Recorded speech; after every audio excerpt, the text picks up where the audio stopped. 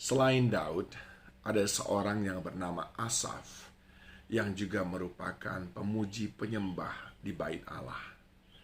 Dan di dalam Mazmur 73, sebuah tulisannya sangat-sangat memberkati, terutama ketika saudara dan saya berada di dalam pergumulan. Dan Lembaga Alkitab Indonesia memberikan judul Pergumulan dan Pengharapan. Dalam ayat 21-28 dikatakan, ketika hatiku merasa pahit dan buah pinggangku menusuk-nusuk rasanya, aku dungu dan tidak mengerti, seperti hewan aku di dekatmu.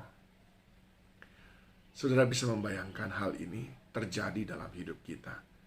Dan saya yakin sebagian besar kita pernah dalam situasi ini. Dalam keterpurukan, dalam ketertekanan, hati yang sakit. Mungkin karena dikecewakan orang lain, karena dikhianati oleh orang lain, atau karena sesuatu dan lain hal yang akhirnya menggores hati kita. Dikatakan buah pinggangku menusuk-nusuk rasanya, menunjukkan ketidaknyamanan, sedikit pun tidak nyaman. Berdiri salah, duduk salah, bekerja salah, tidak bekerja salah. Kalau bekerja takutnya cuma ngabisin modal saja, tapi tidak bekerja maka tidak akan ada yang diharapkan. Bingung dengan situasi sekarang, mau rajin bekerja di ladang, rajin bekerja di toko, tapi nggak ada pembeli, bekerja di ladang, tapi harga-harga murah, dan seterusnya. Ini yang digambarkan oleh Asaf, saudaraku. Dia berkata, aku dungu, nggak tahu berbuat apa-apa. Aku tidak mengerti. Seperti hewan aku di dekatmu. Ya, seperti hewan. Hewan tidak punya akal pikiran, saudaraku. Dia tidak punya hikmat-hikmat. Jadi tidak tahu berbuat apa. Mungkin saudara sedang mengalami situasi ini.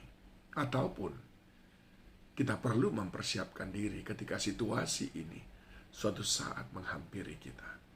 Nah, apa yang dilakukan oleh pemazmur, saudaraku? Yang pertama dia berkata, tetapi aku tetap di dekatmu. Ini menunjukkan komitmen yang terjaga.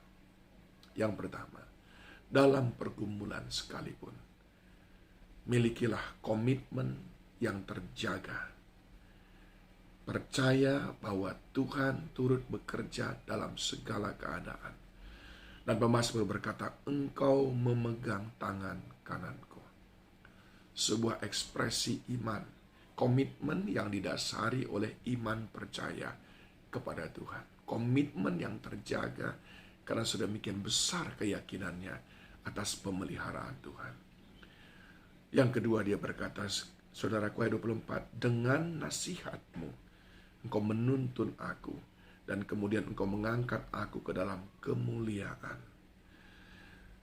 Di sini pemazmur berkata, aku menanggalkan semua pengalamanku, ilmuku, dan aku pakai nasihatmu.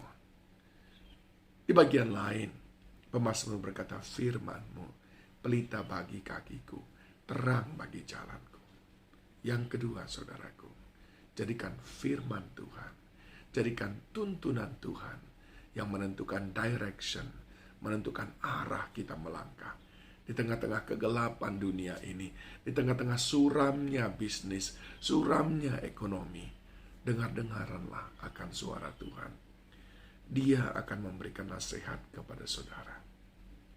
Dan yang ketiga, ayat 25, siapa gerangan yang ada padaku di surga selain engkau? Selain engkau tidak ada yang kuingini di bumi. Pemazmur berkata, dalam keterpurukanku, aku kehilangan semua orang yang mungkin selama ini mensupport aku, yang mungkin selama ini berkata, dia mau menjadi sahabat bagiku. Tetapi ketika aku dalam keterpurukan, semua orang pergi, tetapi aku tidak merasa sendiri. Aku memilih menjadikan Tuhan sebagai milikku yang paling berharga. Dalam masa terpuruk ini aku sudah kehilangan semuanya, sudah tidak punya apa-apa lagi. Tapi aku tidak merasa miskin, karena kalau aku punya Tuhan, maka aku punya segalanya. Yang ketiga, Engkau Tuhan milikku paling berharga. Ayat 27, sebab sesungguhnya siapa yang jauh daripadamu akan binasa. Kau binasakan semua orang yang berzina dengan meninggalkan engkau. Tapi aku suka dekat padamu. Aku menaruh tempat perlindunganku pada Tuhan Allah, supaya dapat menceritakan segala pekerjaannya. Aku akan setia kepadamu. Yang keempat yang dikatakan, aku mau tetap setia kepadamu, apapun yang terjadi.